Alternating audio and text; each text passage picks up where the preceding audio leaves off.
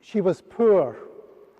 The widow mentioned in our gospel, putting the coins into the treasury, she was poor. As was the widow we heard of in our first reading, at the time of the prophet Elijah. She too was poor. Invariably, in the Bible, widows are listed among the poor, and hardly surprising, for in a time when there was no social security, they were dependent upon the charity of others in order to exist. And of course, like all the poor, they're at the margins of society, the first to suffer when things go wrong. That was true in biblical times. It's true also today for the poor of today. They are the first to suffer, and they are the ones who suffer most. Whether it's the economic crisis we had in 2008, whether it's the pandemic we've faced over the past 2 years, or whether it's the ongoing climate crisis, environmental crisis that we face just now. The poor are the first to suffer.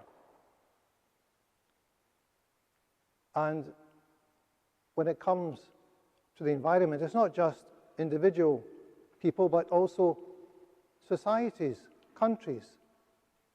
It's the poor countries, the countries with low income, where the people live more in harmony with nature than we do, where the people who have not caused the pollution suffer from our pollution. They suffer from our industrial revolution. They suffer from our addiction to the consumption of fossil fuels. So the cry of the earth and the cry of the poor for justice mingle together as one cry. It should not be that way, of course. If you go to the Gospel of John, John's Gospel starts by saying, "In the beginning was the Word." And then a few verses later it says, "It is through the Word that all things were made." St. John in the Gospel refers back to the book of Genesis, the very first book of the Bible. And it's there we hear God speak the Word. And God says, "Let there be." And all creation comes into being. And we are told that God looks at creation and sees all that was made, and indeed, it was very good. Today, though, as we look around at God's creation, we have to hold our heads in shame because we see a creation that has been deteriorated, damaged, indeed destroyed by human activity. We step outside our buildings and we breathe in the polluted air. We see plastic floating on our rivers and seas and oceans. And we know of the great exploitation of the world's resources, which are often dug up without a concern for the indigenous peoples who live there, or without a care for preserving the biodiversity of nature, and without a thought of future generations and what we're going to leave to them. We have heard the cry of the earth and the cry of the poor. That's why COP26 is taking place in Glasgow. And here we will hear many words spoken, many human words spoken. In the Bible, when God speaks, God's word and God's action go together. So God's word effects what it sets out to do. But that's not the case with human words. Human words and human actions are separate And we hear many fine human words about the environment. But we still hope and await the actions that will accompany those words and actually make a difference. Here we see a common problem faced by the environmental movement and also faced by religion. If we take religion as an example, Christianity, since we're all here, many people admire the teachings of Jesus. I will even say, if only everyone lived according to those teachings, how much better the world would be.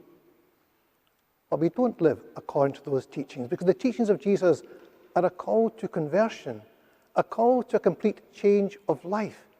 And so while many can admire his words, they don't have the courage to pursue the actions necessary to put those teachings into practice. And we see the same with the environmental movement. We're all environmentalists now. We all say fine things, we all say the right things, we all express concern for the environment. But where are the actions that put those words into practice? Even companies which pollute the earth try and paint themselves greener than green.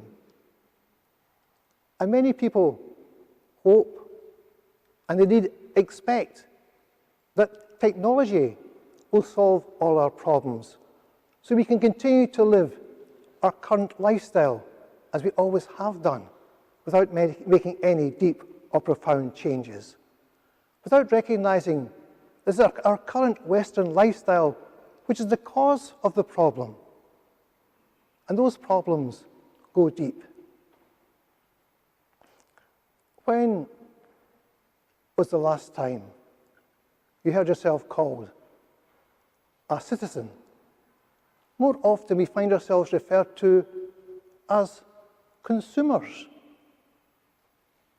What an insult to be called a consumer, as though our whole purpose in life and in society was to consume, because the more we consume, the more we spend, the greater the economic growth, the higher the GDP, and how much better things are, at least according to an present economic model.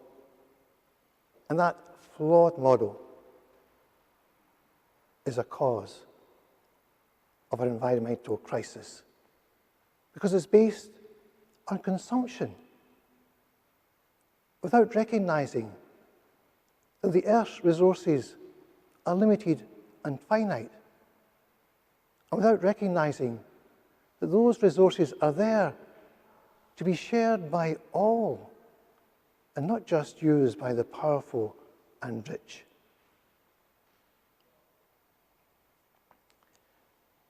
We have come to this church today motivated by our faith, because we recognize that our faith urges us to do something about this environmental crisis.